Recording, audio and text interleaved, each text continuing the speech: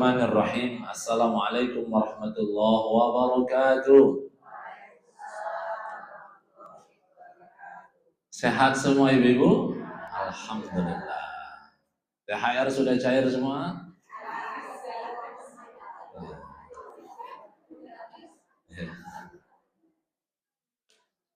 Ya kan kembali ke fitri.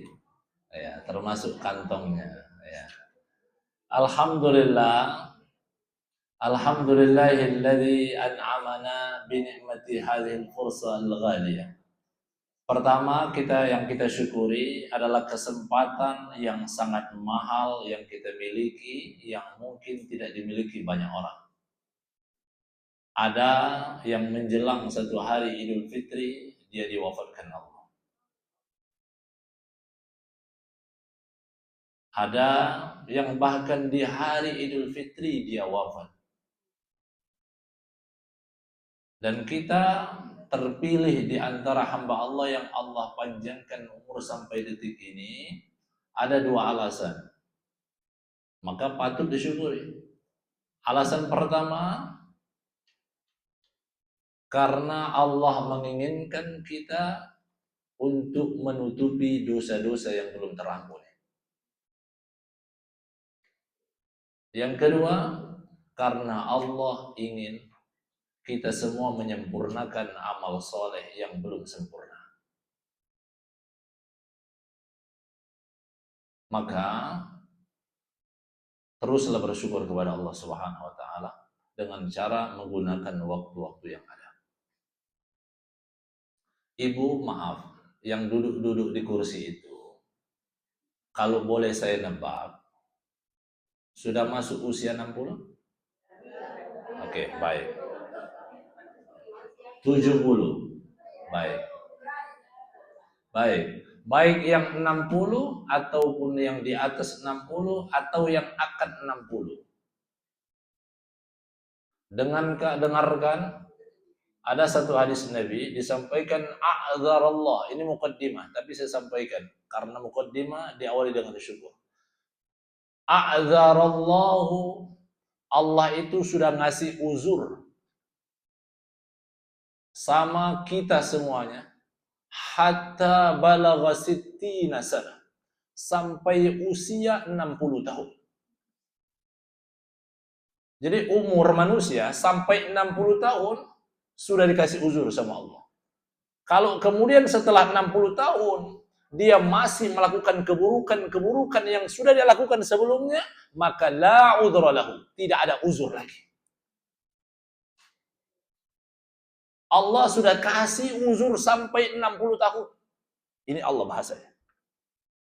A'dzarallahu lakum situna sana. 60 tahun Allah kasih uzur untuk melakukan kesalahan-kesalahan. Lalu kemudian setelah 60 tahun berikutnya kita masih melakukan kesalahan yang sama, maka la udhra lahu. Enggak ada uzur lagi.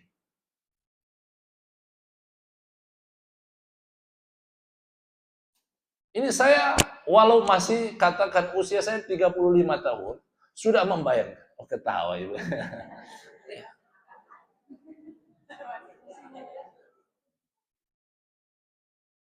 Begini cara memandangnya. Yang muda memandang yang usia lebih daripadanya, maka dia harus cemburu. Ini cara berhusnuzonni sama semua orang yang kita lihat. Lihat orang yang lebih senior secara usia, maka yang muda harus memandang bahwa dia cemburu, enak sekali ya. Ibu itu atau bapak itu amalnya sudah lebih banyak daripada aku, karena umurnya sudah banyak. Yang usia lebih besar, lebih banyak, memandang yang muda, cara melihatnya dengan kacamata husnuzuni bagaimana? Enak ya kamu, dosa kamu masih sedikit.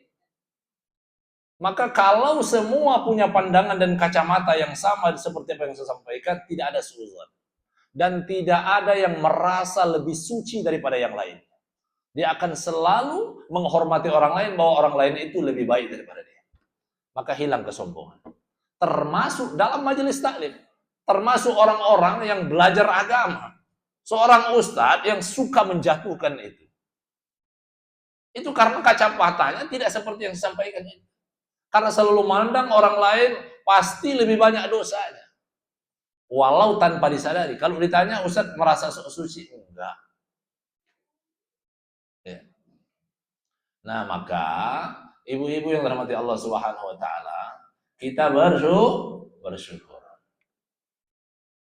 Ya, halal bihalal. Semoga dihalalkan Allah semua yang diharamkan untuk kita. Artinya, maksud saya, semua hal-hal yang negatif yang pernah kita lakukan, semoga sudah Allah hapus. Amin ya rabbal alamin. Ibu-ibu yang dirahmati Allah Subhanahu wa taala, bersolawat kepada Nabi. Tadi Ibu Nina cerita, Ibu umroh ya? Habis umroh. Masya Allah, doain kita enggak itu?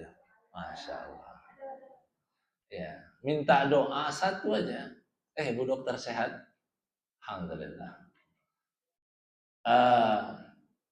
Kalau ada orang umroh atau haji, nanti kan musim haji. Saya sampaikan kembali, minta doa satu aja, nggak usah banyak-banyak. Saya itu selalu, saat ini banyak, setiap bulan selalu ada temanku yang umroh. Ya. Ji atau Ustadz, titip doa ya. Satu aja, aku nggak minta apa-apa. Tolong sampaikan sama Allah di hadapan Ka'bah al-Musyarrafah yang mustajab doamu antum sekarang. Sebut nama saya agar Allah hapuskan semua dosaku. Gak ada yang lain. Wallahi saya nggak pernah minta doa seperti yang lain itu. Tolong kasih, sebutkan nama saya biar kebeli rumah. Enggak pernah, wallah. Demi Allah. Kalaupun saya harus minta, saya minta sendiri. Kalau saya doa yang nitip, itu yang paling penting.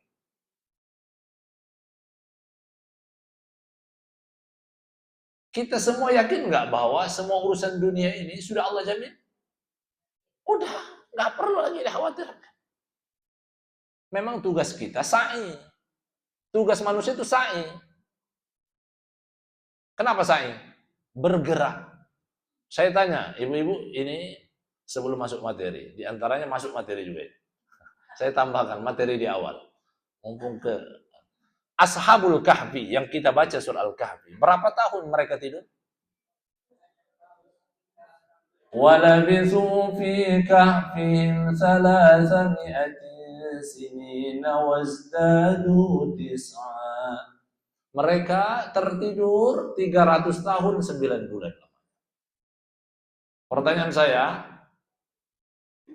Ashabul Kahfi, anak-anak muda yang tertidur 300 tahun 9 bulan itu, siapa yang tidur bersamanya? Anjing. Anjingnya hidup atau mati? Mati. Kenapa manusia hidup? Jawabannya ayat berikutnya, ayat yang setelahnya. Wa nuqallibuhum dzatal yamin wa dzatal shimal wa kalbuhum basitu dhira'ihi bil wasid. Itu jawabannya. Jawabannya karena Ashabul Kahfi ketika tidur Allah bolak-balikkan, Allah gerakkan badannya. Maka manusia kalau kepengen hidup bergerak. Bergerak. Ya tugas kita usaha. Siti Hajar itu bergerak dia. Dari Sofa ke Marwah, berapa kali? 7 kali. Kalau kemudian ada urusan-urusan yang sakit, ikhtiar. Datang ke rumah sakit ini, berobat ke sini, berobat. Jangan ke dukun. Berobat ke sini, sudah ikhtiar ini. Sa'i. Sebelum mendapatkan apa yang dia inginkan, apa yang dia butuhkan, berarti sa'inya belum selesai. Kalau sudah selesai, maka Allah suruh turun. Jumpai Ismail. Zam-zam sudah ada.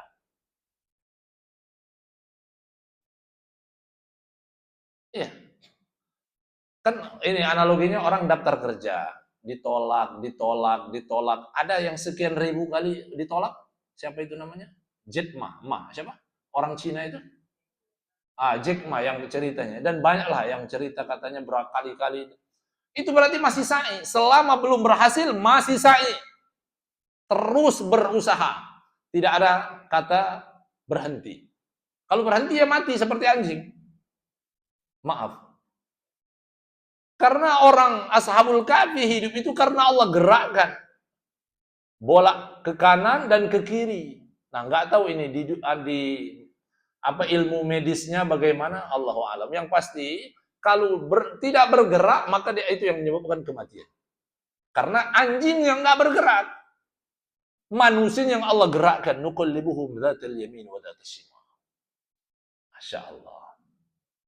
Ibu-ibu yang dirahmati Allah Subhanahu wa taala, ini urusan dunia disuruh bergerak, apalagi urusan akhirat. Lebih lagi, tadi kan saya sedikit dengar bahwa ibu-ibu berapa juz per hari? 3 juz, 4 juz, berarti 1 bulan kemarin 4 kali khotam. Allah tabarakar rahman. Tapi ibu tahu nggak? Ini saya bacakan. Di malam takbiran apa yang dibaca? Oleh Ali bin Abi Thalib, oleh sahabat-sahabat yang lainnya. Kalau kita Allahu Akbar, Allahu Akbar, Allahu Akbar. Saya sejak iktikaf malam terakhir, sama apalagi ketika khutbah Idul Fitri, ini air mata. Ketika subuh itu masih berlanjut itu hadis Nabi Muhammad itu. Kita kan sudah berdoa Allahu Akbar, Allahu Akbar. Saya tungguin malamnya. Jangan nanti dulu lama-lama. Terus doa saya, ya Allah, jangan sampai subuh. Jangan pisahkan dulu. Sebelum engkau pastikan dosaku sudah engkau ampuni. Amalku sudah engkau terima. 4 juz tadi. Yang khotam 4 kali, 10 kali. Maka saya sampaikan ke santri. Kalian baca Quran, belum tentu dapat ridho Allah Subhanahu wa taala. Minta sama Allah. Itu hanya wasilah perantara. Sampaikan ya Rabb, Rabbana. Tadi saya lihat statusnya Bu Afi. Ayat Rabbana taqabbal minna innaka antas samiul alim. Itu doa Nabi siapa? Nabi Ibrahim. Nabi Ibrahim membangun apa? Ka'bah al-Musyarrafah. Ibu-ibu hanya membangun masjid. Nabi Ibrahim membangun Ka'bah al-Musyarrafah. Ketika sudah bangun, kan wa idh yarfa'u Ibrahimul qa'ida minal baiti wa Ismail. Terus Rabbana taqabbal minna. Jangan bayangkan baca ayat itu biasa saja. Penuh tangisan Nabi Ibrahim itu. Maka Makkah itu namanya Bakkah. Bukan Makkah. Bakkah ya beki bukaan, lembah tangisan. Lembah tangisan itu. Karena orang Arab susah nyebutnya, jadi dinamakan Makkah al-Mukarramah. Maka ketika Nabi Ibrahim membangun itu, meninggikan Ka'bah, setelah itu, apa yang kata Nabi Ibrahim, ini sudah selesai ya Allah. Rabbana taqabbal minna. Taqabbal minna innaka antas samiul alim. Nabi Ibrahim. Kita sudah 4 juz, sudah 5 juz, sudah bersekian kali, sudah sekian ratus juta, sudah diinfakkan. Sudahkah kita berdoa, Rabbana taqabbal minna salatana wa siyamana wa ruku'ana. Masyaallah. Maka disampaikan oleh para sahabat. Kanu yad'una Allah sittata ashhurin qabla Ramadan. Mereka, salafus soleh dan sahabat serta tabi'ut tabi'in, mereka 6 bulan sebelum Ramadan berdoa, ya Allah ayyuballighuhum Ramadan. Minta 6 bulan sebelum Ramadan, mereka minta agar sampai Ramadan. Sudah selesai, Ramadan sudah selesai. Sekarang mereka kanu disampaikan yad'una Allah sittata ashhurin ba'da Ramadan. Setelah 6 bulan berpisah dengan Ramadan, mereka tetap berdoa sampai 6 bulan ke depannya. Ini baru 1 bulan belum sampai. Kita sudah lalai. Setiap hari sudah kita tinggalkan doa yang diajarkan oleh sahabat-sahabat dan tabi'un. 6 bulan lamanya mereka tetap berdoa. Mereka masih memikirkan khotaman kami kemarin masih diterima atau enggak. Rabbana taqabbal minna. 6 bulan. Enggak tenang itu mereka. Kita kan sudah merasa, wah udah lewat ini. Masya Allah. Demi Allah. Ibu-ibu yang dirahmati Allah, yang saya cintai karena Allah Subhanahu wa taala, semoga Allah jumpakan dan kumpulkan kita di surga Allah Subhanahu wa taala. Bu, ada sahabat Nabi, pembantu Nabi, bukan Anas bin Malik. Kalau nggak salah namanya Bid'am. Pembantu Nabi. Nemenin Nabi di perang Khaybar. Tahu perang Khaybar? Disampaikan dalam riwayat Abu Hurairah disampaikan, inna iftatahna, kami sudah selesai perang Khaybar dimenangkan oleh kaum muslimin. Maka falam yaghnam, bahasanya begitu kalau nggak salah. Kami belum sempat dibagikan harta ghanimah. Ya. Lalu kemudian kharaja Rasulullah SAW. Rasulullah keluar ke lereng-lereng untuk istirahat bersama ditemani sama budaknya. Bukan pembantu, budaknya bernama Bid'am. Apa yang terjadi? Maka sudah sampai di lereng, ada hewan-hewan di sana, istirahat Nabi. Maka Bid'am mulai, ini perang udah selesai. Tiba-tiba Bid'am menurunkan barang-barang dari ontanya. Ketika dia hendak menurunkan barang satu persatu, apa yang terjadi? Tiba-tiba ada anak panah menancap di lehernya. Mat, meninggal dunia. Apa yang terjadi? Apa bahasanya? Saya tadi ada. Kata sahabat, Masya Allah, nahnu nushidu. Oh, hani'an ala syahadatih. Hani'an ala syahadatin lahu. Selamat. Alangkah begitu senangnya Bid'am. Habis perang, selesai nemenin Nabi, sudah selesai, kemudian dia meninggal dunia di hadapan Nabi Muhammad SAW. Alangkah bahagianya Bid'am. Apa jawab Nabi? Kan belum selesai ini kisahnya. Apa kata Nabi? Kalla, wallah. Enggak. Bid'am enggak syahid. Ini mengagetkan semua sahabat. Kalla Bid'am enggak syahid. Kaget semua sahabat. Para sahabat semua udah berteriak. Enak sekali Bid'am wafat setelah perang selesai. Dan di hadapan Nabi, tentu Nabi akan menjadi saksi dia di akhirat nanti. Kata Nabi, kalla wallah. Bid'am enggak. Inna syamlatan lati fil Khaybar. Rasul sampaikan, sesungguhnya Bid'am enggak masuk surga. Nabi yang bicara. Kenapa? Satu, kecil sekali kesalahannya. Dan Bid'am pun tidak tahu dia berbuat salah itu. Apa kesalahannya? Kata Nabi, sesungguhnya orang yang ngambil harta rampasan sebelum harta rampasan dibagikan, maka harta itu adalah potongan api neraka yang membuat dia akan membakar dia di sana. Karena ternyata Bid'am pun tidak menyangka bahwa dia akan masuk neraka gara-gara satu selendang. Satu selendang, kalau Allah. Kita banyak dosa. Khotaman Quran yang sudah sekian kali kita baca itu. Ini Bid'am sudah harusnya syahid, semua menyaksikan. Maka 6 bulan lamanya sahabat itu minta, ya Allah, ampuni dosaku. Ya Allah, terima amalku. Karena Ali itu teriak di malam-malam ketika malam Idul Fitri, Allah, saya itu dari sholat aja udah nggak kuat itu ketika Idul Fitri kemarin. Apalagi saya baca ayat yang wasari'u, walladzina idza fa'alu fahishatan aw zalamu anfusahum dzakarullah. Ayat itu kan bicara orang yang apabila orang melakukan sebuah dosa, dia langsung menyebut nama Allah. Walladzina idza fa'alu fahishatan aw zalamu anfusahum dzakarullah.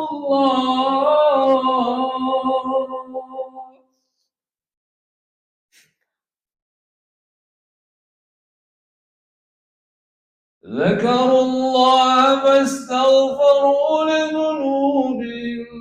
Ayat berikutnya ini harus kita baca. وَمَنْ يَغْفِرُ الذُّنُوبَ.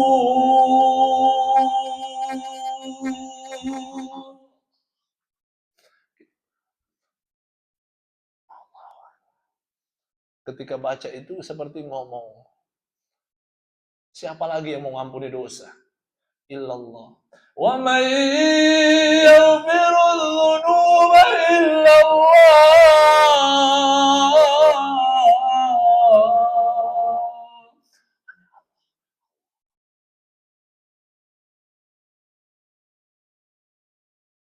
Maka kata Ali, yang lain bertakbir Allahu Akbar, Allahu Akbar. Ali teriak, man hadzal maqbul.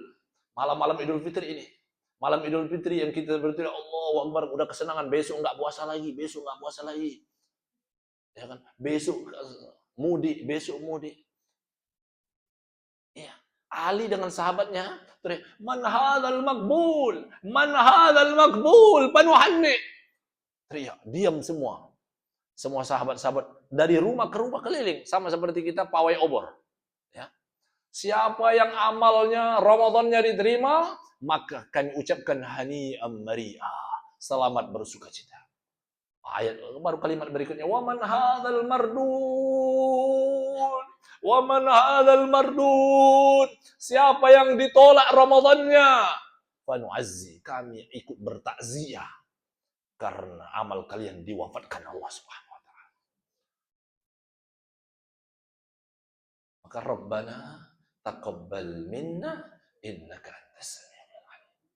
Itu nasihat pertama setelah Ramadan adalah tetap berdoa agar Allah ampuni dosa dan Allah terima amal soleh. Berapa lama Ibu? 6 bulan lamanya. Ini sahabat.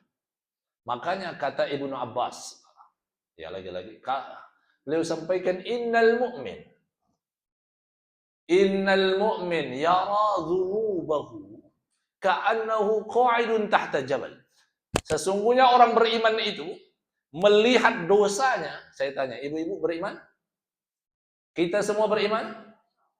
Maka disampaikan bahwa orang beriman itu melihat dosanya ka'annahu qa'idun tahta jabal. Sama seperti dia sedang berdiri di bawah gunung.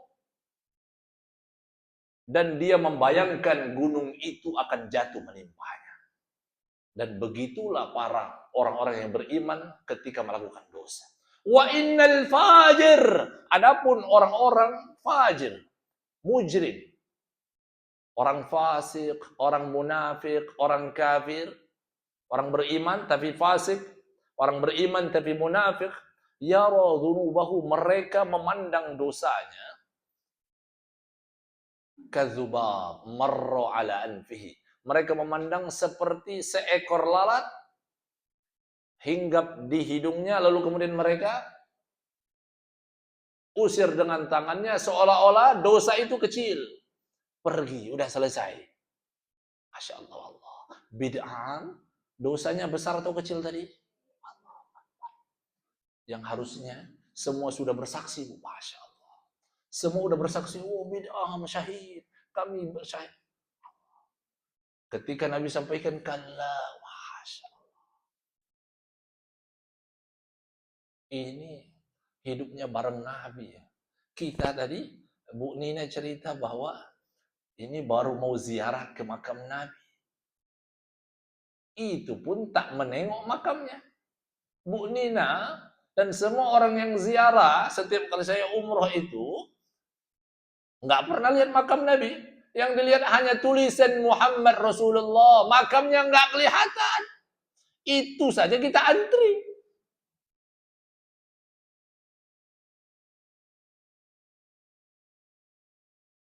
Iya. Tadi bilang Ramadan kemarin melebihi haji. Sempat satu waktu malam itu tidak boleh bergerak, diumumkan. Karena sudah full. Kalau bergerak bisa ada tragedi yang seperti di Mina yang dulu. Full. Sampai diumumkan itu. Tidak boleh bergerak. Karena full, nggak bisa bergerak, nggak bisa mutar. Ya. Artinya saya membayangkan, Masya Allah, ini udah dianggap banyak ini. Semua orang itu antri ke Mekah ingin berziarah ke makam Nabi. Belum banyak di mahsyar nanti, dari zaman Adam sampai akhir zaman, semua Muhammad. Pertanyaannya, apakah kita di antara miliaran umat itu ada kesempatan untuk jumpa Sayyidina Muhammad? Allahumma salli ala Sayyidina Muhammad wa ala ali Sayyidina. Ibu-ibu yang dirahmati Allah Subhanahu wa taala. Nah, tadi saya singgung. Tadi bagus, ibu-ibu, saya senang sekali mendengar khotam 4 kali. Ya kan? Syafaat ada berapa, Bu? Yang saya tahu ada 3. Pertama, syafaat Rasulullah. Yang kedua, syafaatul Quran. Yang ketiga, syafaat orang soleh. Syafaat orang soleh. Sahabat teman-teman kita. Pertanyaan saya, apa bedanya 3 syafaat ini? Yang berbeda hanya 1. Di antara 3 ini, yang membedakan cuma 1. Syafaatul Quran. Beruntung. Allahu Akbar.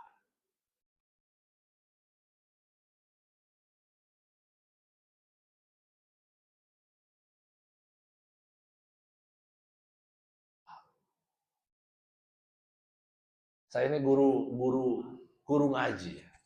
Bukan penceramah sebetulnya. Saya itu lebih senang ngajar ngaji, Bu. Walau terkadang guru ngaji itu dipandang sebelah mata. Iya. Saya itu dulu dimarahi ayah saya ketika sebelum menikah. Ini bukan curhat, cerita. Ya. Kan laki-laki kalau melamar ditanya pekerjaan. Begitu, Bu ya. Nah,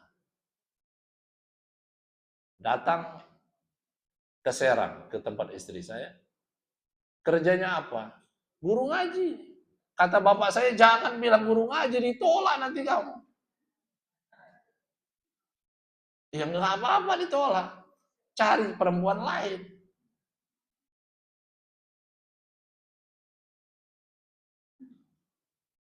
Karena apa namanya?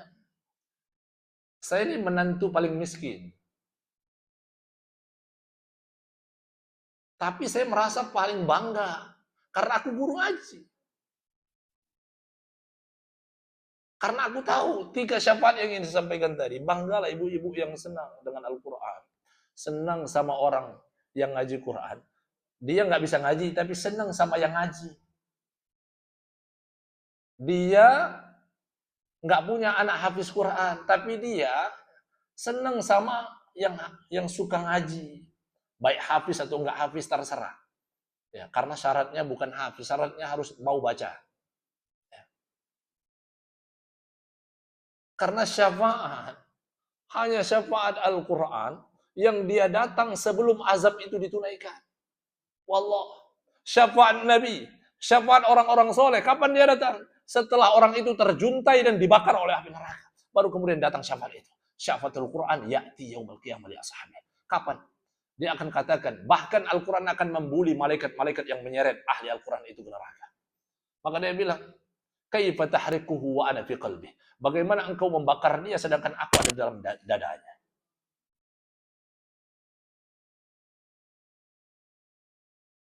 Betul. Al-Quran itu sampai protes ke Rabbul Alamin. Karena kata malaikat, nggak bisa. Fulan innahul mujrim. Dia ini pendosa. Dia layak dibakar. Nggak bisa. Ada saya di dada. Di dadanya ada saya. Mana'tuhu minan naum. Saya halangi dia tidur malamnya. Saya halangi dia bekerja atau kesibukannya ketika siangnya. Sibuk hanya untuk membacaku. Apakah pantas engkau bakar aku? Bakar dia sedangkan aku ada dalam dadanya. Maka nggak bisa, kata malaikat. Kalau begitu, kita lapor sama Tuhan. Maka malaikat lapor sama Tuhan bilang, ya Rob, buat apa fungsinya saya Al-Quran? Kalau engkau tidak izinkan aku menyelamatkan dia. Mending aku nggak usah jadi Quran. Apa jawab Tuhan? Tuhan akhirnya mempersilakan, silakan isfi'lahu. Berikan syafaat untuknya. La tahriku, jangan engkau bakar dia. Hanya Al-Quran. Al-Quran. Maka bahasa saya, ke santri-santri yang berkhidmah ini orang Quran juga sama, udah banyak mata duitan. Semangat benar Bu, wallah. Semangat ngaji itu kalau muridnya orang kaya baru. Iya. Bahkan kalau saya lebih capek ngajarin orang kaya karena terasa ngemisnya.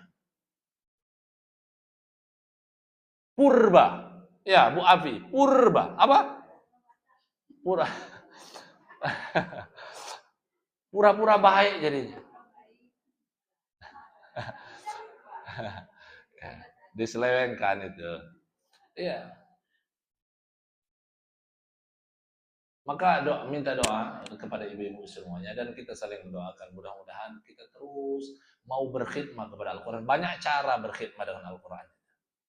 Ya, kalau saya dengan mengajar, kalau ibu-ibu dengan cara ibu-ibu sesuai kapasitas masing-masing. Karena kata Allah, fattakullah mas tata'tu. Bertakwalah kepada Allah sesuai kemampuanmu. Tadi kan ada yang 4 juz, Ustadz saya belum bisa 4 juz. Jangan 4 juz. Baca kulhu aja, fattakullah mastata'tum kalau nggak bisa. Iya, karena kaidah usul fikihnya mala yudruku kullu la yudruku kullu. Apa yang engkau tak sanggup semuanya, jangan tinggalkan semuanya. Apa yang kau sanggup itu yang kau baca. Istighfar disuruh baca sayyidul istighfar panjang. Ada astagfirullah, ya udah astagfirullah aja. Karena astagfirullah itu orang non muslim aja hafal. Ya, kalau yang muslim nggak hafal, gawat itu. Ya, ibu-ibu yang dirahmati Allah Subhanahu wa taala. Maka yang pertama apa Ibu? Pertama poinnya nasihat setelah lebaran adalah tetap berdoa sampai 6 bulan minta agar Allah ampuni dosa kita semuanya dari Ramadan kemarin. Yang kedua minta agar seluruh amal soleh kita diterima oleh Allah Subhanahu wa taala. Karena Nabi Ibrahim berdoa agar bangunan Ka'bahnya diterima. Ini Nabi Ibrahim nangis minta diterima amalnya. Yang umroh bukan bangun cuma ngunjungi doang. Doanya cuma hajat dunia saja. Masya Allah. Enggak salah. Berdoa urusan dunia minta silakan. Tapi urusan akhirat itu utamakan. Baik. Yang kedua. Nah ini PR yang kedua. Apa yang kedua? Yang kita minta agar Allah istiqomahkan kita sampai jumpa Ramadan lagi. Mengistiqomahkan apa yang sudah kita dawamkan di Ramadan kemarin. Ya apapun terserah apa kegiatan ibu-ibu. Ibu-ibu rajin infak, lanjutkan. Ibu-ibu yang tadi rajin baca Quran, lanjutkan. Rajin sholat malam. Kalau kemarin ada qiyamul lail, sekarang kalaupun nggak sanggup qiyamul lail, minimal saya sampaikan ke santri. Kemarin kita taraweh, kalian sanggup 1 juz setiap malam. Sekarang Ustadz minta, nggak harus kalian tahajud. Saya itu nggak mewajibkan santri tahajud. Tapi Ustadz mewajibkan kalian sholat hajat dan sholat witir sebelum tidur. Bagi yang bangun malam, itu bonus untuk kalian.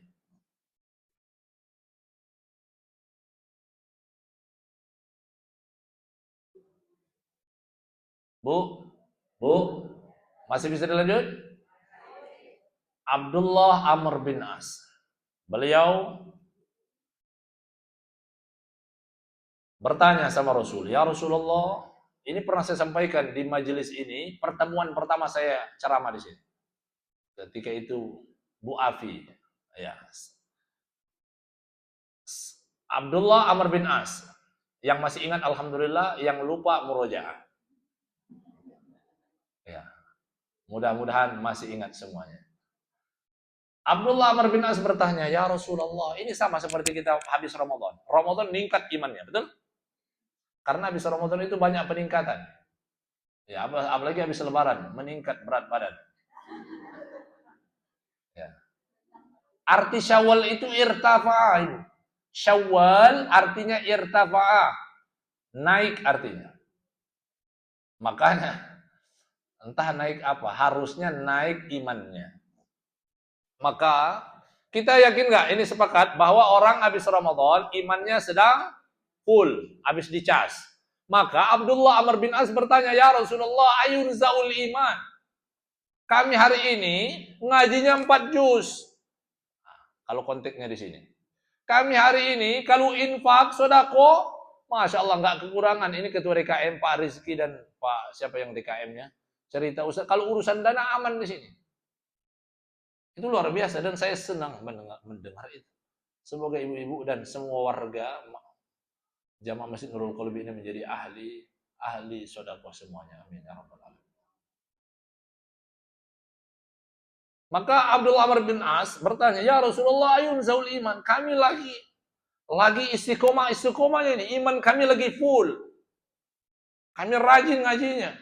Maka beliau tanya, "Emang iman kami yang sudah konsisten ini, sudah rajin ini, masih bisa dicabut sama Allah?" Jawab Nabi, kata Nabi, "Fasyabbaka baina asabi." Nabi menggabungkan ke-10 tangannya. Kata Nabi, "Abdullah Amr, unzuru huna. Hakadha yunzaul iman." Begini iman kalian yang sudah menancap di dada itu. Hakadha yunzaul iman. Begini juga Allah mencabutnya dengan mudah. Ibu tahu kisah seorang muadzin yang sudah sampaikan juga, seorang muadzin dalam yang disampaikan oleh Imam Al-Qurtubi, seorang muadzin Allahu Akbar, kalimat terakhirnya kalimat apa? La ilaha, tiada Tuhan selain Allah. Ketika azan, dulu belum ada mic, naik ke atas, lewat perempuan beragama Yahudi. Nengok dia, Masya Allah, cantik juga ini. Turun selesai azan, la ilaha illallah, turun. Dia bilang, uhibbuki, aku mencintaimu, aku ingin menikah denganmu. Apa jawabnya? Kalah, nggak bisa. Kenapa? Beda agama. Terus syaratnya gimana? Harus satu agama. Kalau begitu, taraktul Islam liuzawwijik. Aku tinggalkan Islam untuk menikahi. Habis ngapain? Habis mengucap la ilaha illallah. Allah cabut. Allah cabut imannya. Ini tukang azan ini. Banyak lagi. Rojal Unfuwa, Ubaidillah bin Jahsy. Rojal Unfuwa diutus untuk mengislamkan Musailamah al-Kadzab, nabi palsu pada masa itu. Nih, kamu datangi nabi palsunya ya, biar dia bertaubat. Dia datang ke sana sama Idham datang ke sini ceramain, tiba-tiba Idham yang murtad. Atau sama Ustaz Nababan ke NTT mau ngislamin orang, tiba-tiba Ustaz Nababan yang kembali. Lock out. Ya. Lock out. Iya. Bukan lock in. Nah, ini nih maksud saya, Ustaz sekali Ustaz Nababan yang sudah biasa mengislamkan orang, berdakwah sama seperti sahabat. Bukankah ada mantan Ustaz yang menjadi pendeta sekarang? Tahu Saifuddin Ibrahim? Iya, itu kan mantan Ustaz. Dia pandai bahasa Arab. Saya kalau nemenin Ustaz Nababan debate itu, ngobrol ketemu di Bekasi ketika itu. Oh, kaifa haluka? Lancar bahasa Arab karena beliau guru bahasa Arab di satu pesantren.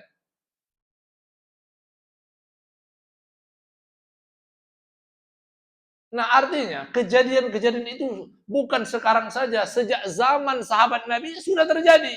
Rojal Unfuwa tadi, Ubaidillah bin Jahsy menjadi delegasi sunnah diutus oleh Abu Bakar As-Siddiq untuk mengislamkan orang-orang di Habasyah. Hijrah pertama Makkah ke Madinah, kedua dari Madinah ke Habasyah. Untuk mengislamkan orang-orang Nasrani di sana. Dia datang ke sana, apa yang terjadi? Bukan orang sana masuk Islam, dia yang murtad. Dia yang murtad. Ibu baca surat Al-A'raf ayat 175. Watlu alaihim naba alladhi atainahu ayatina fansalakha minha fa'atba'ahu syaitan fakana minal ghawin. Itu Al-A'raf 175. Ayat itu bicara, Allah sampaikan watlu alaihim naba alladhi atainahu ayatina. Muhammad sampaikan berita seseorang yang dulu soleh sekali. Dia rajin baca kitab. Pada zaman Nabi Musa. Ya. Sampai kata Malik bin Dinar, beliau sampaikan kana mujabun fisyada'id. Ini orang saking solehnya, dekatnya sama Allah. Bagaimana? Dia tidak pernah berdoa kecuali doanya diijabah oleh Allah Subhanahu wa taala. Ini ibu kalau ketemu sama orang itu, pasti ibu akan datang ke sana. Ustaz tolong doain anak saya sakit. Ustaz tolong doain ini suami saya lagi ada hajat ini. Semua pasti. Dia dijawab ini. Tapi apa yang terjadi akhir hayatnya? Allah langsung menceritakan dalam ayatnya itu. Ini orang meninggalkan Allah Subhanahu wa taala. Murtad di akhir hayatnya. Orang yang berdoanya sangat mustajab, murtad. Apa doanya berarti? Doa agar istiqomah apa Ibu? Allahumma ya muqallibal qulub, tsabbit qalbi ala dinika wa ala ta'atik.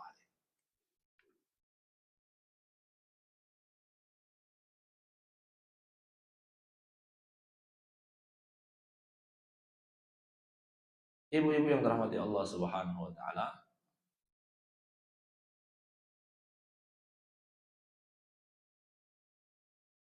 maka kemarin itu hari raya atau hari ria? Loh, kan banyak yang pulang kampung itu memamerkan apa yang harusnya belum beli kebeli. Yang penting gimana pulang saya bawa mobil. Iya benar, ini kejadian ini. Maka hari raya berubah menjadi hari ria. Na'udzubillah wal iyadzubillah. Bu, Ali bin Abi Thalib di hari raya Idul Fitri datang sahabat-sahabat ini Ali. Apa yang beliau makan? Kalau ibu-ibu makan apa? Opor, rendang dan lain sebagainya. Banyak macamnya, oke? Kita semua, bukan ibu-ibu, saya juga sama. Ya. Makan pempek, ya. Tekwan, bergo dan lain-lain. Banyak. Ya.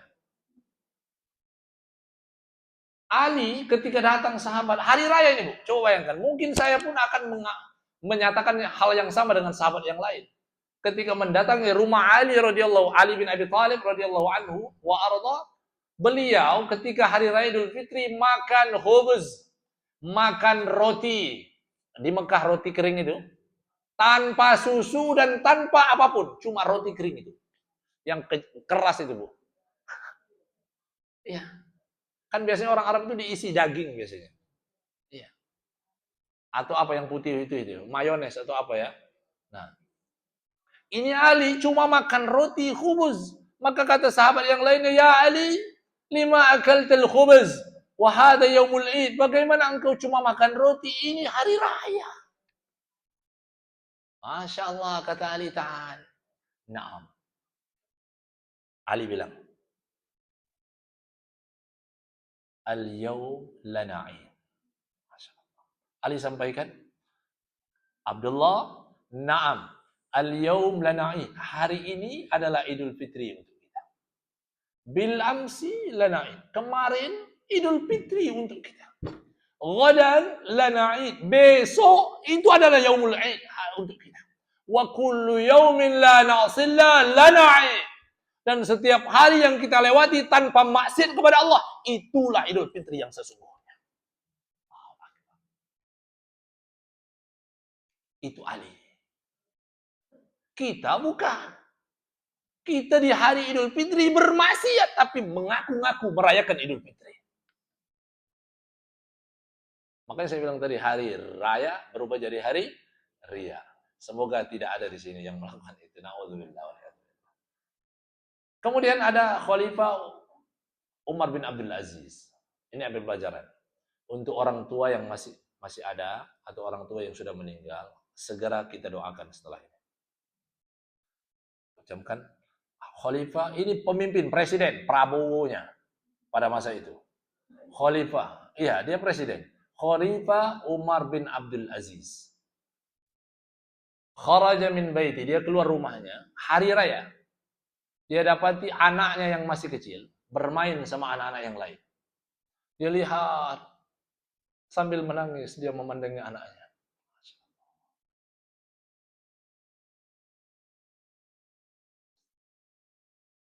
Dia lihat dari jauh anaknya bermain. Terus dia datangi. Ya bunai. Terus anaknya lihat bapaknya kenapa airnya matanya menetes. Ya abati lima tabki. Wahai ayahku, kenapa engkau menangis?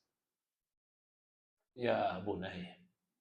Wahai anakku, ayah mohon maaf. Kalau ayah membuat kamu sudah kecewa. Kalau ayah membuat kamu sudah malu. Kenapa? Lima takulu misalnya. Kenapa engkau berucap seperti itu, wahai ayah? Karena ayah belum mampu memberikan baju baru untukmu sebagaimana teman-temanmu yang lain. Ayah khawatir engkau kecewa. engkau merasa sial punya ayah yang nggak beliin baju sama seperti sahabat-sahabat. Maka anak itu berkata, ya abati, wahai ayahku, jangan menangis. Wallahi, demi Allah, beliau sampaikan, orang yang kecewa itu, orang yang malu itu, man arafallah wa asa.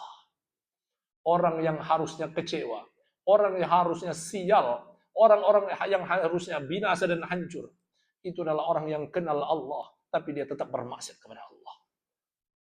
Wa arafa walidayhi, dan kenal emak bapaknya, wa li abi wa ummi, tapi dia durhaka sama emak bapaknya.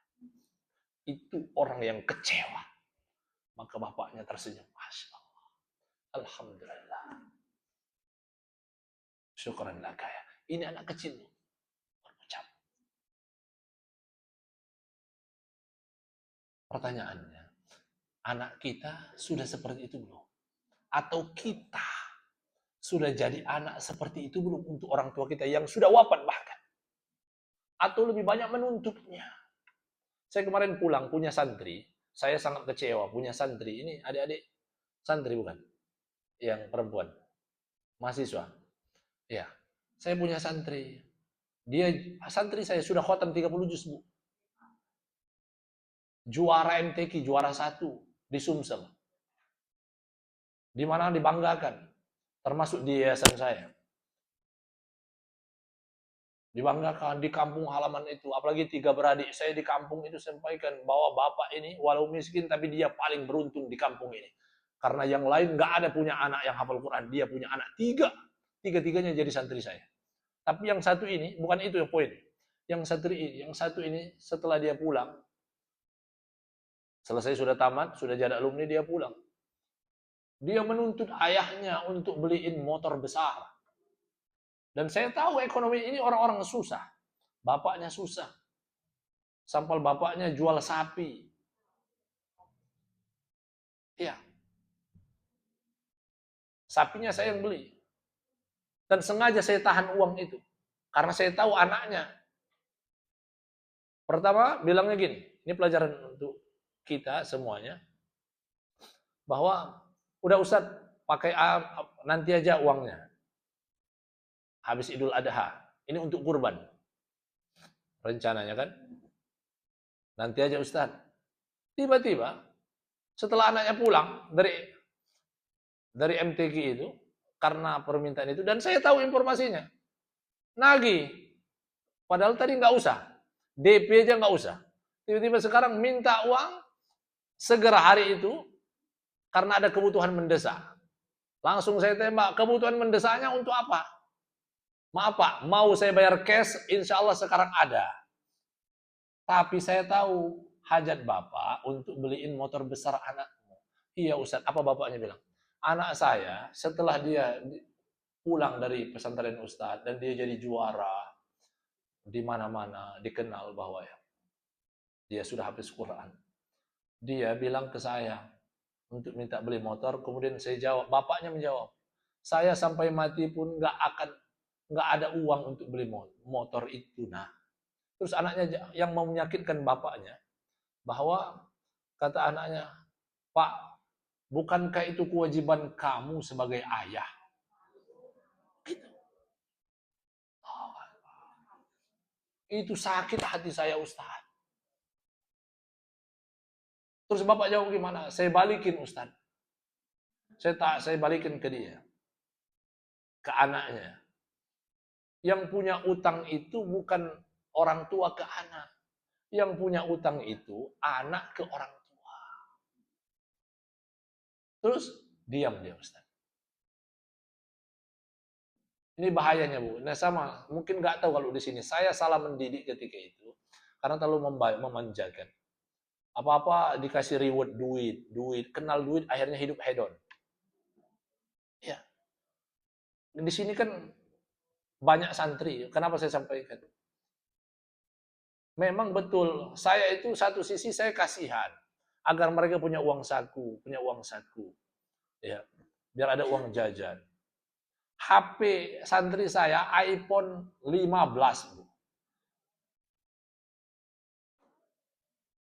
Dia punya uang dari hadiah MTQ 22 juta. Beli HP 21 juta.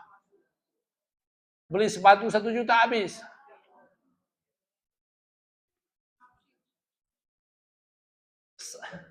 Maka itu sekedar cerita saja bahwa seharusnya, maka saya sampaikan ke santri-santri, adik-adik juga sama. Ada seorang bapak-bapak jenderal di Ciledug itu, Ustadz, anak saya pesantrenkan di Tebet, di pesantren seorang Habib. Nggak disebutin nama pesantren dan Habibnya. Mereka ketika saya berkunjung ke sana, santri-santri semua cium-cium Habibnya. Cium tangan, cium bolak-balik, cium dadanya, semua cium. Tapi ketika anak saya pulang ke rumah, kok biasa aja sama saya? Saya mau tanya sama Pak Ustadz, seharusnya yang mana yang lebih harus ditakzimi, orang tua atau guru?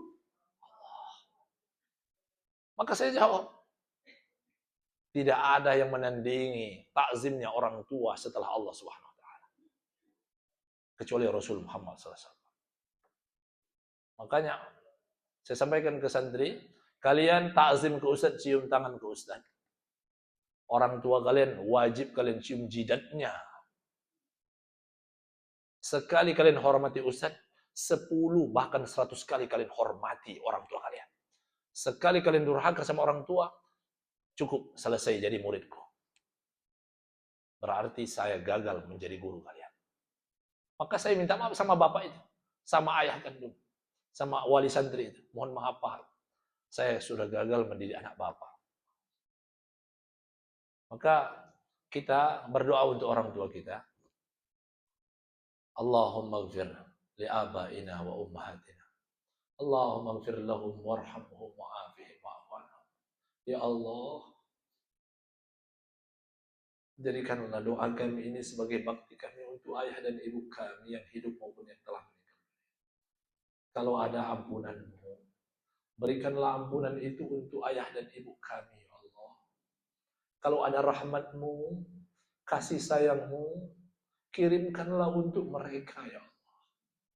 Kalau saat ini azab kuburmu telah engkau tunaikan, jadikanlah doa kami hari ini penghalang azab itu dari mereka, ya Allah.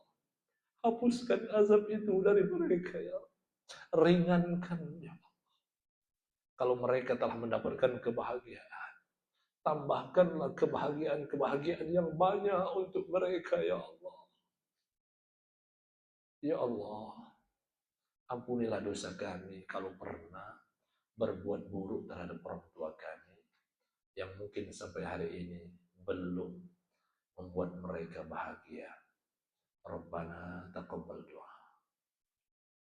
Ala kulli niyatin salihah, untuk orang tua kita semuanya yang hidup dipanjangkan umur taatnya, yang sakit disembuhkan, yang telah wafat dilapangkan kuburnya, diberikan kenikmatan-kenikmatan dan dihapuskan azabnya. Ala kulli niyatin salihah, lahumul fatihah. Alhamdulillah.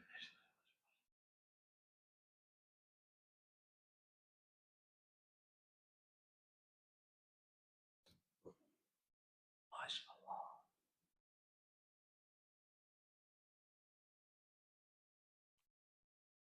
Baik. Allahu Akbar. Ibu-ibu yang dirahmati Allah Subhanahu wa taala. Jadi yang ketiga, yang pertama tadi minta diampuni, minta diterima amal. Yang kedua, tetap berdoa agar Allah bimbing terus istiqomah. Karena kita ini manusia, Bu. Manusia itu bahasa Arabnya insanun. Apa, Bu? Iya. Asal katanya nasiya yansa, lupa. Makanya manusia itu makanul khata' wan nisyan, tempat salah dan lupa. Iya. Maka kita minta sama Allah agar Allah mantapkan. Ketika ibu lagi berurusan dalam rumah tangga, sampaikan, ya Allah, kalau aku belum baik menjadi istri untuk suamiku, bimbing aku.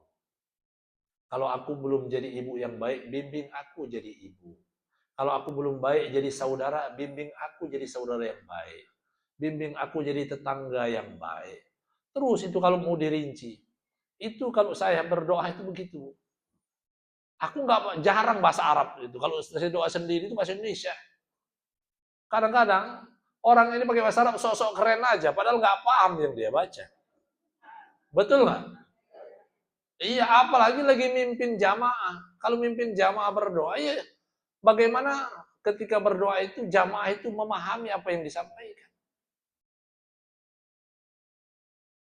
Nah, maka ibu-ibu yang dirahmati Allah Subhanahu wa taala, yang terakhir, yang ketiga, yang harus kita lakukan apa? Jangan mengulangi keburukan yang sudah pernah kita lakukan.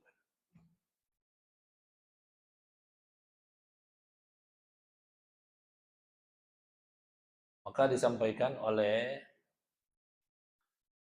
Imam Abi Nadrah, beliau sampaikan, man shoma ramadhana wa lam yazdad bihi khairan fadzalika ayatun annallaha lam yataqabbalullahu min. Kenapa jangan mengulangi lagi keburukan? Ibu-ibu, karena siapa yang puasa Ramadan, setelah Ramadan berlalu, dia tidak menambah kebaikan. Enggak tambah baik. Maka wadzalika ayatun, itu tanda bahwa Allah yataqabbalullahu min. Tanda bahwa amal dan ampunannya tidak diterima di sisi Allah Subhanahu wa taala. Harusnya berubah. Harusnya berubah. Terakhir, ingin saya sampaikan bahwa hargailah waktu. Kenapa hargai waktu, Ibu? Disampaikan oleh ada dua. Pertama Hasan Al-Basri. Beliau sampaikan adraktu aqwaman kanu ala awqatihim. Imam Hasan Al-Basri itu bukan sahabat Nabi, tapi tabi'ut tabi'in. Tapi beliau berjumpa sama sahabat. Maka beliau sampaikan adraktu aqwaman, saya berjumpa satu kaum. Bisa jadi yang beliau jumpai adalah sahabat-sahabat Nabi yang mulia. Beliau sampaikan kanu ala awqatihim asyaddu minkum hirsan. Mereka itu kaum yang mereka jumpai, sahabat-sahabat Nabi dan salafus saleh terdahulu, mereka itu pelit, lebih pelit daripada kalian urusan waktu. Kalau kalian, beliau sampaikan, kalau kalian, ini kan bahasanya asyaddu minkum hirsan ala darahimikum wa dinarikum. Mereka salafus saleh itu lebih pelit daripada kalian. Kalau kalian pelit dengan duit dirham emas yang kalian miliki, kalau mereka pelit dengan waktunya. Karena mereka berusaha sebagaimana waktu itu mereka lewati. Karena kalau sudah lewat, ya sudah, selesai. Besok lain lagi urusannya. Sehingga mereka, waktu itu lebih mahal daripada emas. Makanya al-waktu asmanu minadz zahabi. Betul kata orang bijak itu, bahwa waktu itu lebih mahal daripada emas. Ya. Terakhir disampaikan oleh Ibnu Abbas, ma nadimtu ala syai'in nadmi ala yaumin gharabat samsuhu naqasa fihi ajli wa lam yazid fihi amali. Tidak ada, kata Ibnu Abbas. Ibnu Abbas ini siapa? Ibu kemarin ke Taif enggak? Ke makam Ibnu Abbas enggak? Nah, Ibnu Abbas ini anak muda pada masa itu. Makanya ada perpustakaan. Iya, ada perpustakaannya kan? Iya, itu melambangkan bahwa ini kutu buku zaman itu. Bukan kutu buku ini kayaknya, buayanya buku. Iya. Betul, ini sampai dibuatkan perpustakaan. Bahwa Ibnu Abbas ini identik dengan ilmu. Bahkan Umar bin Khattab itu bertanya sama dia. Ya, lagi rapat nih senior-senior. Para sahabat sudah tua-tua. Dipanggil anak muda, baru belasan tahun. Namanya Ibnu Abbas, dipanggil, minta fatwa. Luar biasa. Ini Ibnu Abbas. Maka beliau sampaikan, ma nadimtu ala syai'in nadmi ala yaumin gharabat samsu syamsuhu naqsa fihi ajali wa lam yazid fihi amali. Tidak ada satu hal yang paling aku sesali dalam hidupku kecuali satu hari jika sudah terbit matahari, sedangkan berkurang umurku tapi tidak bertambah amal. Ya. Kita kan kalau ulang tahun happy-happy. Ya kan? Ya. Harusnya ketika ulang tahun itu ada tangisan. Iya. Ada tangisan. Bu, Ramadan itu ada waktunya? Waktu. Orang masa iddah ada waktunya? Apalagi? Kerja ada waktunya? Ya setiap hari adalah waktu. Jadi detik, menit itu adalah waktu. Maka hidup ini adalah waktu berarti. Maka terakhir saya sampaikan bahwa kata Imam Syafi'i, "Lau tadabbarun nasi ala hadhihi suratul Asr." Seandainya manusia itu mentadabburi surah Al-Asr, lawasi'at. Maka mereka akan cukup lapang hidupnya dengan mentadabburi ayat itu. Wal 'asr. Kan itu ada pengecualian. Sesuatu yang dikecualikan itu biasanya lebih banyak atau lebih sedikit. Maka jadilah yang sedikit. Siapa yang sedikit? Yang beriman, beramal soleh, dan mau saling menasihati tentang kebenaran dan kesabaran. Kalau ada yang menolak dinasihati, berarti dia tidak termasuk di antara orang yang beruntung. Dia termasuk orang yang rugi. Pedagang, bawa modal 10 juta, pulang tidak bawa duit. Rugi atau untung? Bawa modal 10 juta, pulang-pulang nggak bawa duit sama sekali. Untung atau rugi? Oke. Yang kedua, bawa modal 10 juta, pulang bawa 20 juta, berarti untung. Yang ketiga, bawa modal 10 juta, pulang bawa utang 10 juta. Ini bukan rugi, tapi mal'un, terlaknat. Nah, dilalahnya na'udzubillah waliyadzubillah kebanyakan manusia termasuk golongan yang ketiga. Karena kita datang dengan kesucian, menghadap Allah dengan kedosa yang banyak. Kita bawa modal waktu yang panjang ini. 60 tahun yang saya bilang tadi, uzur. Kita lahir zero. Modal kita ini zero. Pulang-pulang sama Allah, menghadap Allah, banyak dosanya. Membawa utang 10 juta itu. Dan itu kebanyakan manusia. Na'udzubillah wal'iyadzubillah. Maka teruslah mohon ampun kepada Allah. Jangan bosan. Ibu khususnya yang tadi saya ingatkan di awal, yang menjelang 60 atau bahkan yang lewat, sudah lewat uzurnya.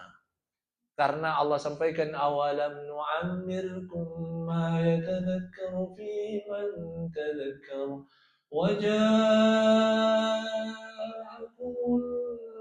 nadhir. Kita nanti ketika sudah mati, sudah meninggal, sudah diwafatkan, kita bilang, kenapa enggak dipanjangkan umur, dihidupkan lagi? Allah jawab dengan ayat ini, awalam nu'ammirkum ma yatadhakkaru fihi man tadhakkar. Bukankah aku sudah panjangkan umurmu lebih dari 60 tahun? Sudah aku datangkan peringatan-peringatan. Belum ya Allah, sudah. Aku kasih banjir bandang, kamu lihat. Aku kasih ada banyak musibah, kamu mendengar. Aku kasih kamu sakit. Aku kasih pengumuman, ada pengumuman tiap hari, innalillahi wa inna ilaihi raji'un. Itu peringatan. Sudah Allah sampaikan. Maka sekarang let's gone be bygone, terlanjur minum bygone is dead. Selesai. Maka sebelum berakhir dan sebelum menyesal, mari sama-sama kita bertaubat kepada Allah Subhanahu wa taala. Sekali lagi, salinglah mendoakan. Salinglah mendoakan. Maka saya tanya tadi, Bu Nina mendoakan atau enggak? Kalaupun tidak menyebut namanya, sebutlah nama Majelis Taklim Nurul Qalbi. Iya, Masya Allah. Ya apalagi ini majelis taklim sendiri. Saya itu yang diingat itu Nurul Qalbi, Majelis Taklim Asy-Syifa, Majelis Taklim As-Sajadah, Qurratu Ayun. Nah, ini 4 ini. Lupa yang lain. Iya. Apa ketemu? Karena ini yang sering, yang rutin ini yang 4 ini. Ya. Nah, nama masjidnya juga sama. Ibu kalau ke pesantren saya, dengar santri itu nyebut nama-nama masjid. Iya, kadang-kadang ada tamu, itu masjid mana aja Ustaz? Itu ada masjid Ciledug, ada masjid Al-Ikhlas, masjid Ar-Rafi, masjid Al-Bayyinah. Bahasa mereka, ya Allah, ampunilah dosa jamaah masjid Al-Ikhlas, doa jamaah masjid Al-Bayyinah, jamaah masjid Ar-Rafi. Kalau ada yang sakit dan mereka sembuhkan, begitu mereka doain. Allah. Segitunya. Ini saya mengajarkan agar enggak bakhil dalam berdoa. Apalagi majelis taklim diri sendiri, ya. Saya kira mudah-mudahan kita semuanya bisa zero kembali. Sudah saling memaafkan satu sama lain, Ibu? Ya, ada pertanyaan atau langsung ditutup? Ibu, ada yang mau bertanya? Ya, sudah ada Ustaz. Hah? Ya, mangga Ibu.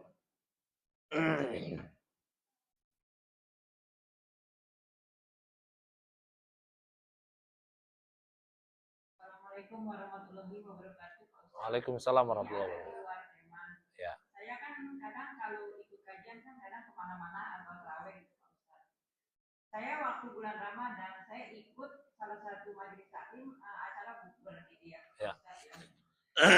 Yang mencibirkan saya bilang katanya saya itu telah berpindah ke lain hati. Jadi seperti kayak orang pacaran gitu ya Pak Ustaz. Saya jawab, saya masih tetap Islam, saya tidak kembali ke agama semula, saya bilang. Kok terawih sekarang tidak di sini? Apakah salah saya menjawab seperti itu Pak Ustaz? Saya bilang, kan kita ngaji di mana saja kan? Yang penting saya tidak berpaling ke agama semula gitu. Ada yang PR saya Pak Ustaz. Sekarang katanya hidayahnya bukan di sini ya. Saya bilang, kan ngaji di mana saja gitu. Itu kata udah 2 orang Pak Ustaz yang memikirkan saya. Baik. Aneh gitu Pak Ustaz. Terima kasih. Ya, ya baik. Bagus pertanyaannya. Ada nggak di sini yang begitu? Insya Allah nggak ada. Baik. Berarti satu, jawab saya cara berpikir positifnya bahwa ibu itu dikangenin. Iya, sampai teman ibu itu khawatir kehilangan ibu, berpindah ke majelis yang lain. Itu positif thinkingnya, ya. Nah, tapi memang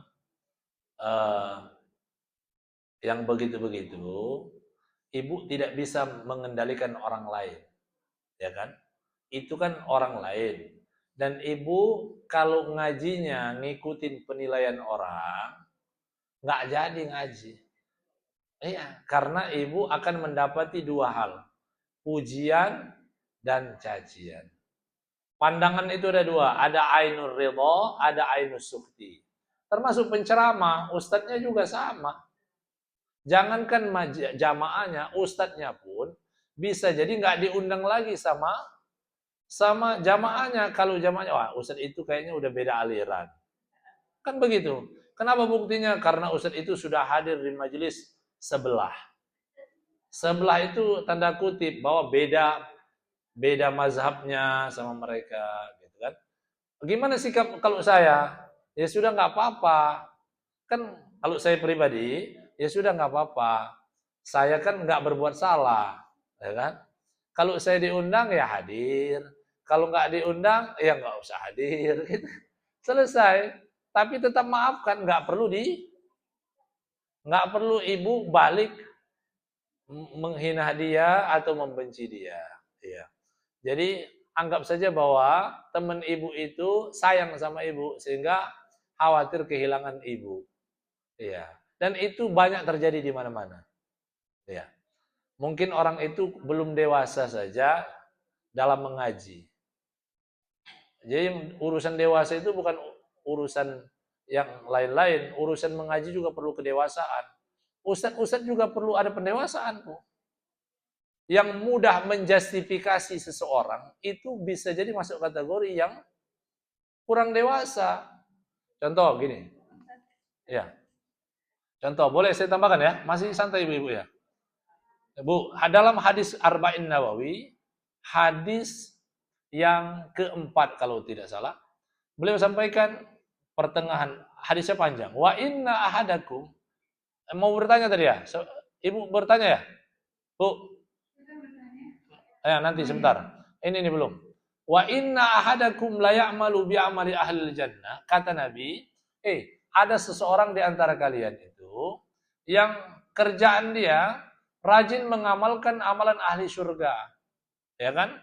Fayasbiqu alihil kitab, sampai-sampai antara dia dengan surga tinggal sejengkal, saking banyaknya amal solehnya. Tapi di akhir hayatnya dia murtad, seperti yang saya sampaikan tadi. Akhirnya dia nggak jadi masuk surga, akhirnya masuk neraka. Kebalikannya, wa inna ahadakum la ya'malu bi amali ahlin nar.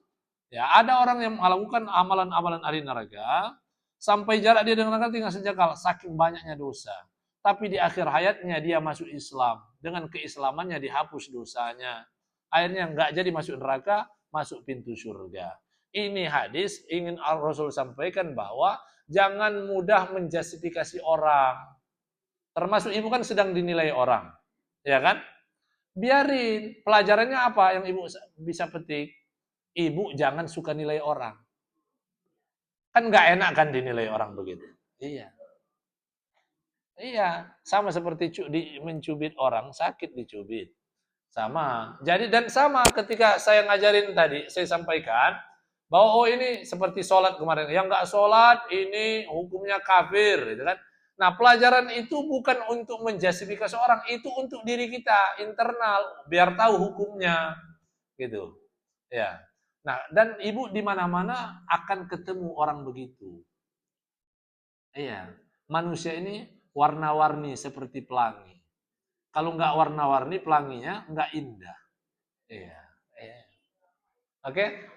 Nah, terakhir, tutuplah hati ibu dengan maaf. Maafkanlah temannya itu. Sudah dimaafkan? Berarti sudah halal bihalal kalau gitu. Ya, mangga Bu. Waalaikumsalam warahmatullahi wabarakatuh. Saya waktu itu pas umroh itu dengan keluarga besar, kakak, adik, gitu ya. Terus saya bawa guru ngaji anak-anak gitu. Kita sama-sama ke sana. Terus saya diajakin oleh guru ngaji itu, Bu, ayo kita sholat di makam Nabi Muhammad. Saya ikut sholat. Sholat di makam Nabi atau sholat di Raudhah? Kalau di Raudhah sih saya sholat juga, tapi di depan makam Nabi Muhammad saya sholat di sana. Ntar dulu. Saya dipastikan dulu posisi yang ibu maksud di mana dulu ini. Karena kalau di tempat ziarah itu nggak mungkin bisa sholat. Enggak. Maksud saya ibu titiknya di mana? Karena siapapun yang ngajak ibu, saya pastikan pasti nggak bisa sholat di sana. Nggak mungkin bisa sholat. Di mana posisi yang ibu maksud? Titiknya makam yang ibu maksud di mana? Ini Raudhah, Bu. Ini anggap Raudhah. Ini makam Nabi, ini mimbar Nabi, ini Raudhah ya. Oke? Orang kalau mau ziarah kan keluar dulu jalan, ya kan di depan sini baru ada yang tulisan Nabi Muhammadnya. Ya, ibu di mana posisinya? Yang ibu maksud di sini depan makam Nabi ini. Kalau di sini nggak mungkin, saya nggak percaya.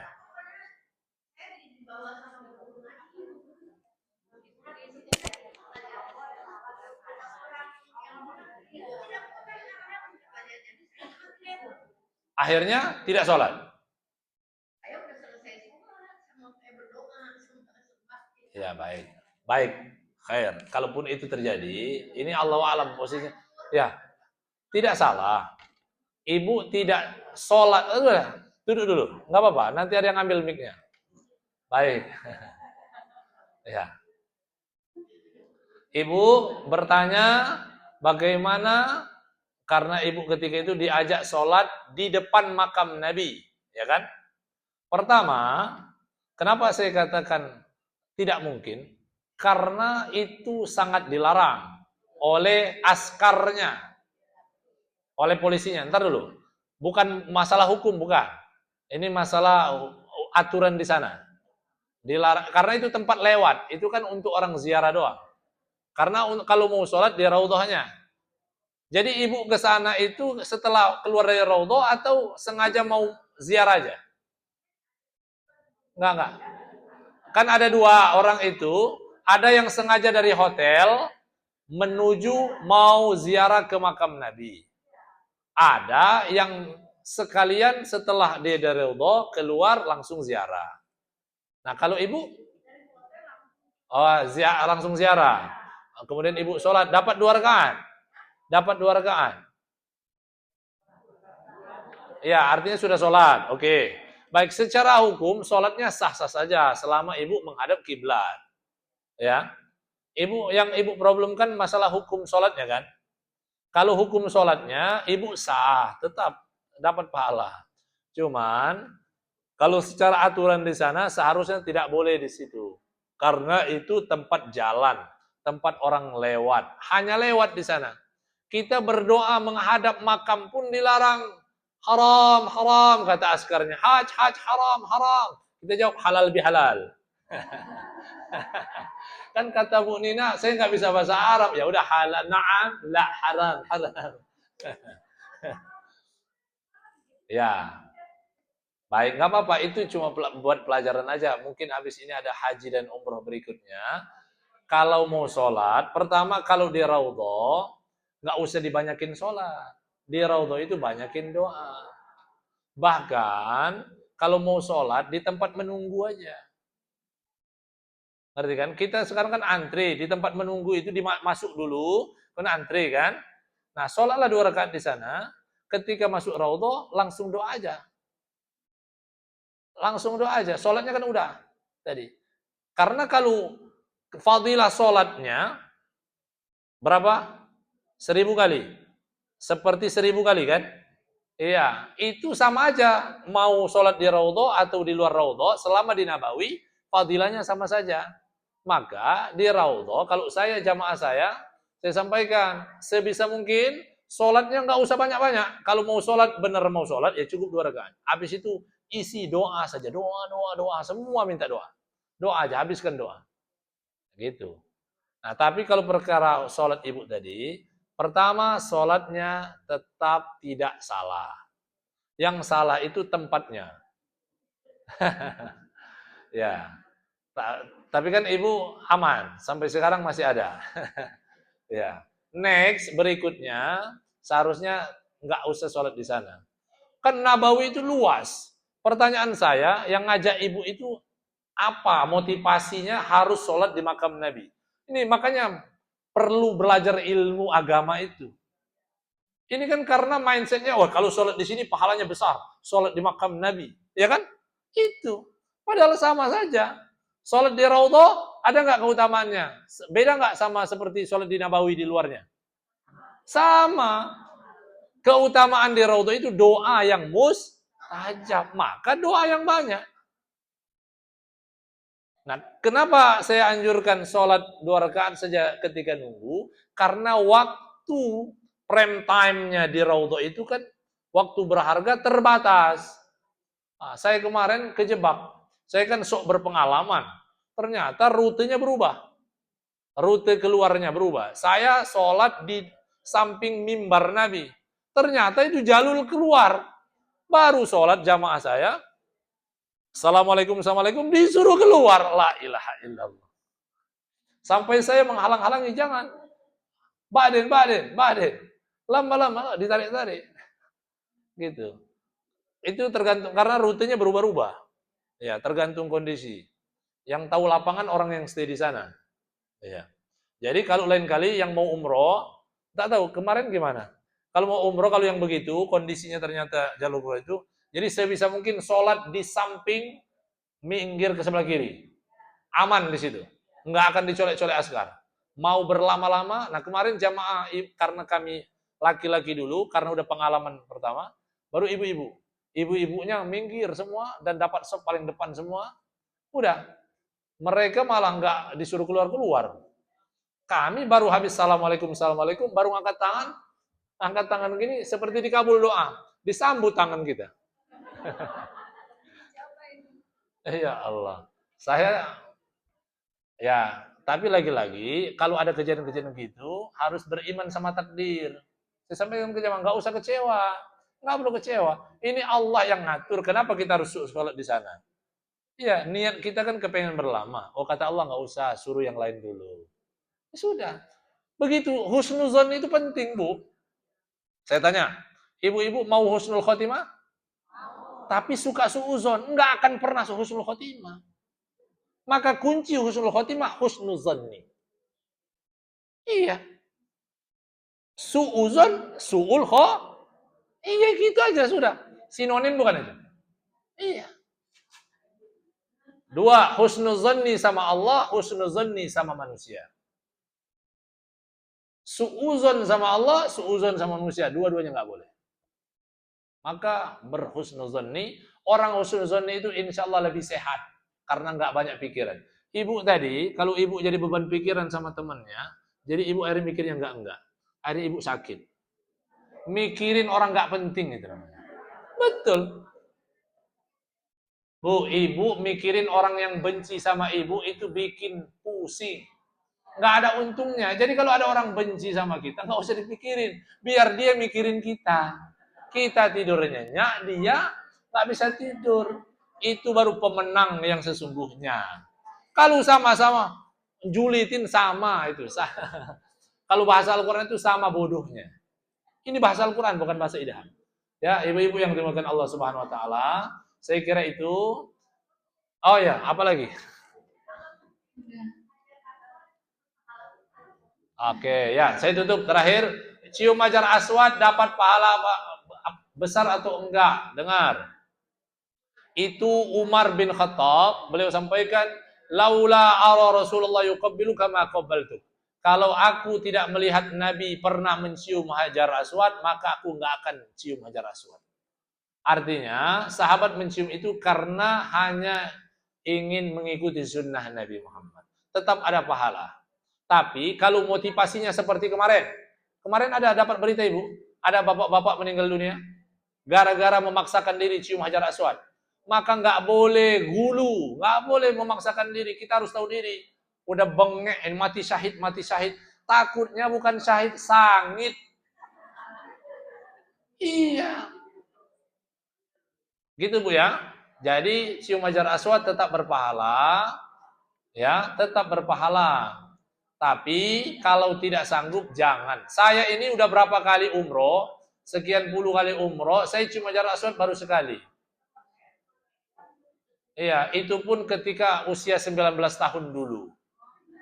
Iya, 2009. Umroh pertama kali ketika saya mau kuliah ke Madinah, yang hilang ijazah itu.